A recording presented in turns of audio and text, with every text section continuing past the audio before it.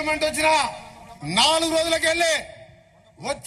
రోజులకెళ్ళి ఆయన కొడుకు మొదలు పెట్టాడు ఈ గవర్నమెంట్ ఉండదని.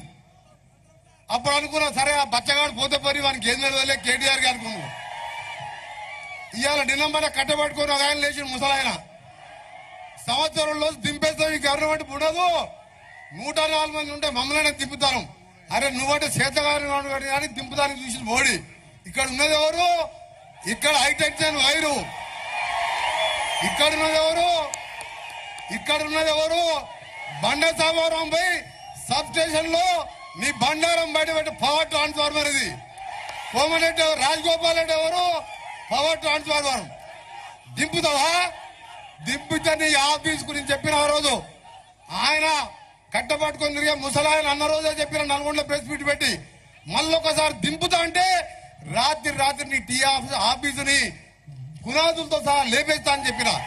మళ్ళా కూడా చెప్తున్నా, అరే పెద్ద మనిషి 10 ఏళ్ళు ముఖ్యమంత్రి చేసినాం. మీ పిల్లగారి కొడుకు అంటే బుద్ధి లేదు. అమెరికాలో బతికొచ్చిన రాజకీయాలు అంటే తెలియలేదు. ప్రజాస్వామ్యంలో 10 ఏళ్ళు ముఖ్యమంత్రి ఉన్నవారిని ఎట్లా దింపుతారా? నీ అయ్యా జాగీరా నా కొడుక.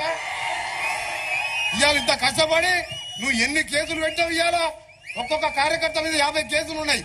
నా మీద 20 కేసులు పెట్టిను. తెలంగాణ పౌరుషం మాతో పెట్టుకుంటావు ఆ బిడ్డ కేసీఆర్. మళ్ళొక్కసారి ఆ నోట్లకి వెళ్ళి మాట వెళ్ళినా సరే నీ మర్యాద దక్కదని చెప్తున్నా. నువ్వు 10 ఏళ్ళ టైం ఇచ్చినావు, నీకు 5 ఏళ్ళ టైం ఇచ్చినావు. పార్టీ పెట్టినా నువ్వేం చెప్పినావు? దళితులు ముఖ్యమంత్రి చేయకపోతే నా మెడ మీద తల తీసుకుంటా. కేసీఆర్ మాట అంటే మాటేనావు. అరే కేసీఆర్ ఎప్పుడన్నా నీ వచ్చి నీ తలకాయ అడిగినావు? మేము లక్షల సార్లు అబద్ధాలు ఆడినావు.